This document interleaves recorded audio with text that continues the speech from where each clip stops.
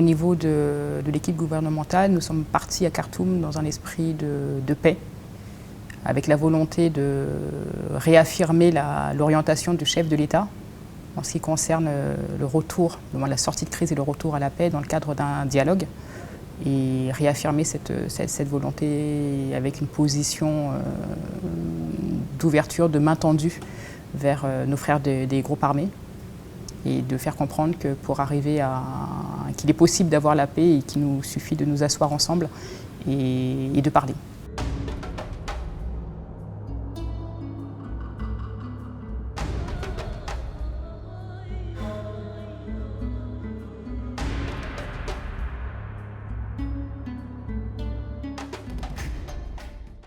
La communauté internationale nous a appuyés dans cette démarche. Pour rappel, l'initiative de ce pourparler qui a eu lieu à Khartoum et dont l'accord a été signé à Bangui est née de l'initiative de l'Union africaine, qui a regroupé l'ensemble des précédentes initiatives qui ont été tenues sur le sujet de la crise centrafricaine. Donc on allait tous d'une seule voix pour arriver à faire entendre cette nécessité de pouvoir échanger ensemble, parler des différentes revendications que nous ont fournies les différents groupes armés. Et le résultat est là pour attester que c'était une équipe qui a travaillé ensemble et qui a permis d'arriver à faire aboutir cette initiative, cette feuille de route de l'Union africaine.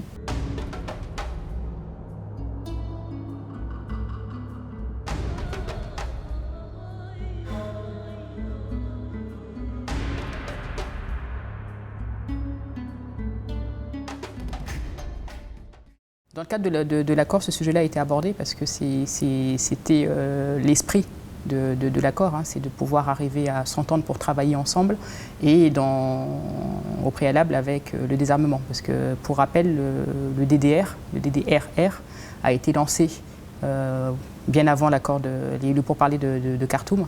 Et la volonté justement d'avoir cet accord, c'est de pouvoir poursuivre de manière encore plus active et plus efficace le désarmement.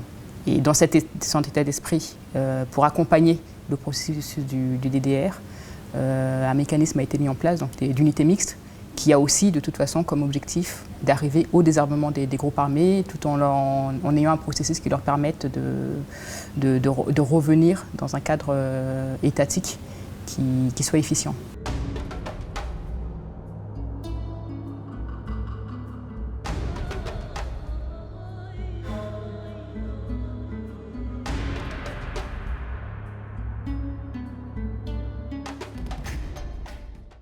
Première question qui concerne la population. En effet, il est délicat pour cette population qui a été meurtrie de constater l'ouverture, la largesse qu'a donné le gouvernement aux groupes armés. Et je vais juste rappeler qu'il est beaucoup plus simple et plus facile de casser et de détruire que de faire la paix. Donc la volonté du chef de l'État d'aller justement dans un accord et dans un processus où l'on va s'asseoir, échanger et trouver une solution pérenne, et la bonne, parce qu'elle a fait preuve déjà dans plusieurs autres pays. La République centrafricaine n'est pas une situation marginale dans laquelle s'opère ce type de situation. On l'a vu par ailleurs. Je pense, ce qu'il faut retenir dans ce processus-là, c'est que le contexte de la République centrafricaine est assez spécifique. Je rappelle qu'il y a eu le retour à l'égalité constitutionnelle, donc le chef d'État qui a été élu démocratiquement, mais au niveau du territoire, on avait quand même un bon pourcentage, donc à savoir 80% du territoire qui était encore occupé par les groupes armés.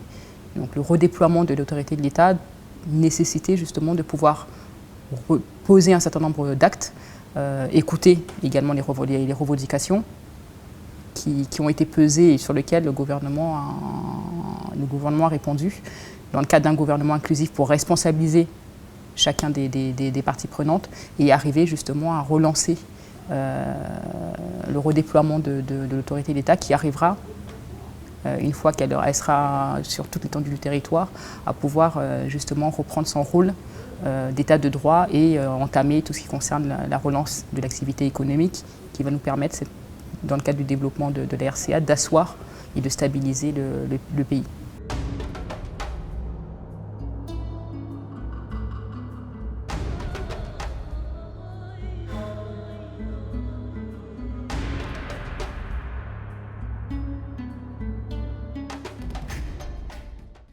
Il y a un temps pour tout.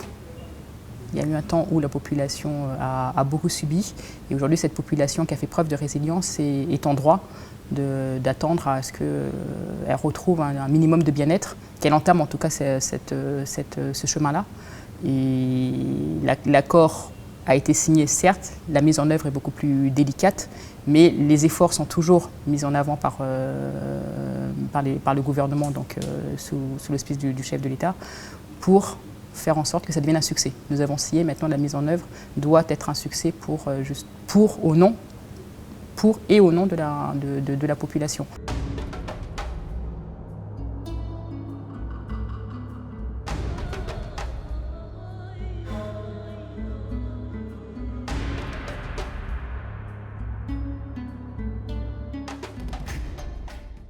Tout est mis en œuvre pour accélérer les choses. Justement, cet accord-là, la nécessité, le succès de cet accord est justement dans l'accélération de toutes les démarches entreprises déjà auparavant par le gouvernement. Et pour preuve, le chef de l'État ne ménage pas ses efforts pour aller mener un plaidoyer au nom de la République centrafricaine auprès des différents partenaires. Parce que peu après l'accord, nous avons eu une délégation qui a été à l'Union européenne. Parler avec le partenaire. Le chef d'État revient également d'une mission à Washington pour pouvoir justement faire ce plaidoyer au nom de l'accord et cette nécessité justement d'adapter les appuis et les partenariats que nous donnent nos différents partenaires, en tout cas que ce soit les organisations internationales et la communauté internationale ou les pays amis. Donc cette démarche-là est entamée. Elle, effectivement, au regard de la population, il faut qu'elle commence à porter des fruits. Et nous nous attelons à ça. Là, il y a une délégation justement de ce groupe qui rassemble les personnalités, les organisations de la communauté internationale, donc notamment l'Union européenne, les Nations unies et l'Union africaine, qui étaient il y a plus tard que la semaine dernière à Bangui et qui se sont rendus notamment à Bambari, que vous avez cité, pour constater et justement continuer à affermir davantage les mécanismes et les dispositifs de l'accord de Khartoum et rappeler l'urgence auprès également des groupes armés de pouvoir faire preuve d'actions plus rapides, plus solides pour que l'ensemble des efforts que nous menons soient visibles et palpables par la population.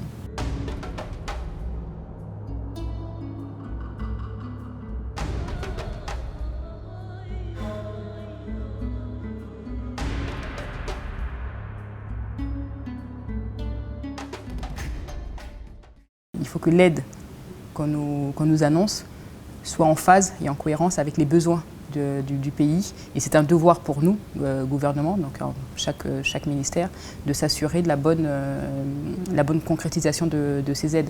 Et je voudrais juste rappeler que dans cette situation-là, la sortie de crise de la République centrafricaine dépend avant tout de la responsabilité de la République centrafricaine, des autorités de la République centrafricaine et de la population de la République centrafricaine. C'est ensemble que nous allons sortir parce que ce sujet-là nous concerne avant tout, nous, centrafricains. Quand on parle des partenaires, ils sont là en appui. D'où le plaidoyer auprès de cette communauté internationale, de manière à pouvoir adapter, revoir le format de leurs aides, de manière à ce que les mécanismes soient beaucoup plus fluides et plus cohérents avec les besoins, parce que les urgences sont là.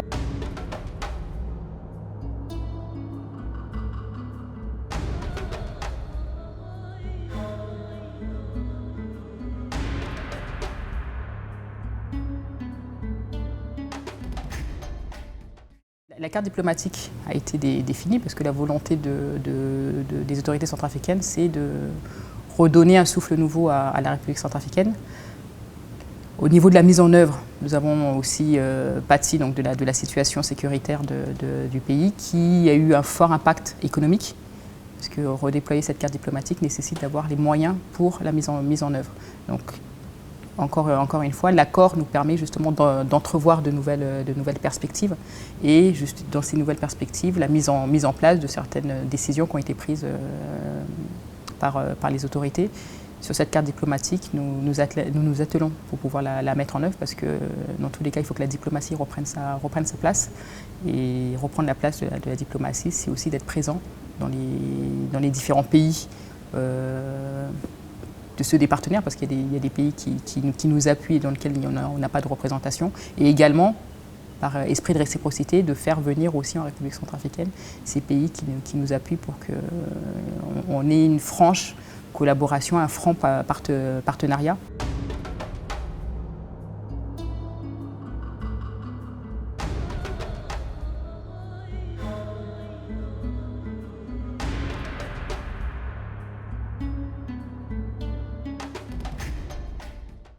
Comme tout autre pays, nous avons la volonté justement de développer nos relations avec un certain nombre d'autres pays qui nous ont soutenus jusque-là, qui sont présents et qui expriment aussi cette volonté de vouloir travailler avec nous, parce que nous sommes aujourd'hui dans un monde de globalisation et la République centrafricaine, au-delà d'être un pays en difficulté et en crise, a aussi ce devoir de suivre l'évolution du monde.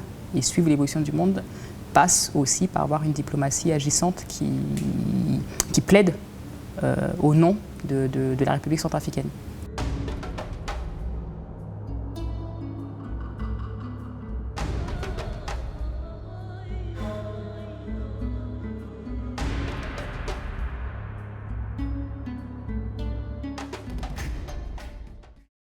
Les lignes sont tracées de manière exacte.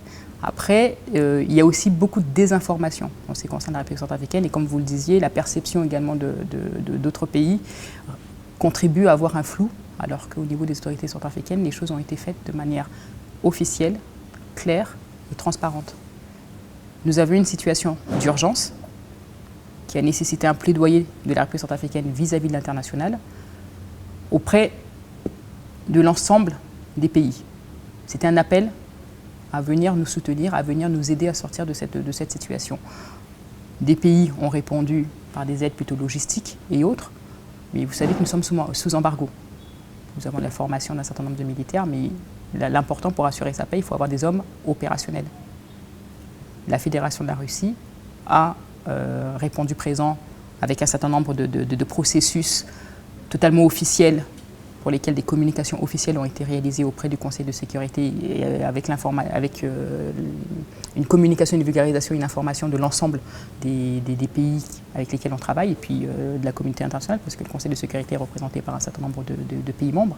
Donc tout le monde est au fait de ce qui se passe en République centrafricaine. Donc ça, c'est dans le cadre de tout appui militaire. Ensuite, lié à la sécurisation du pays. Ensuite, il y a un aspect aussi économique.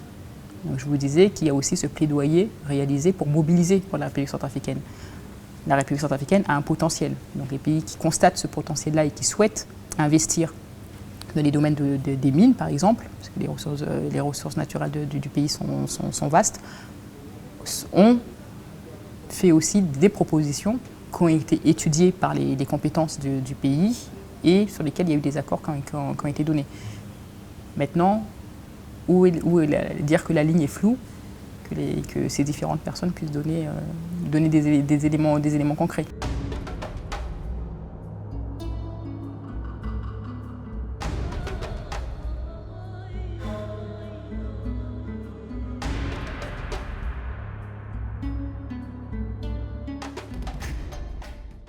Concernant l'appui que nous apporte la Fédération de la Russie, les choses ont été totalement transparentes. Il y a d'un côté, face à l'urgence de tout ce qui concerne l'insécurité au niveau du territoire centrafricain, la Fédération de la Russie nous a apporté un appui militaire. Un accord de coopération a été ratifié d'ailleurs par l'Assemblée nationale et ils opèrent sur un site qui est connu de tous dans ce cadre-là. Mais dans la volonté de la diplomatie centrafricaine, c'est d'avoir un plaidoyer pour mobiliser au nom du développement économique de la République centrafricaine. Et ces plaidoyers portent ses fruits auprès de nos partenaires qui sont aussi appelés à venir investir au pays. Et vous savez que la République centrafricaine est un pays à fort potentiel, notamment auprès des mines. Donc ces partenaires-là viennent également solliciter, après une étude auprès des autorités compétentes, un certain nombre d'investissements et opèrent sur validation d'une étude qui a été menée et l'octroi des permis nécessaires, ils opèrent de manière totalement transparente. Et cette volonté de coopération, d'avoir une relation bilatérale claire, elle est à poursuivre dans différents autres domaines. Nous avons aussi des domaines d'éducation, des domaines de santé et autres, et tout ça est en train de se mettre en œuvre. Je vous rappelle que l'accord a été signé récemment et qu'aujourd'hui, la volonté de redéploiement, en tout cas la restauration de l'état de l'autorité de l'État est en œuvre. Et nous aspirons justement à pouvoir arriver à octroyer en tout cas les ressources nécessaires pour l'ensemble des projets que nous avons identifiés qui sont nécessaires pour le devenir de la République centrafricaine.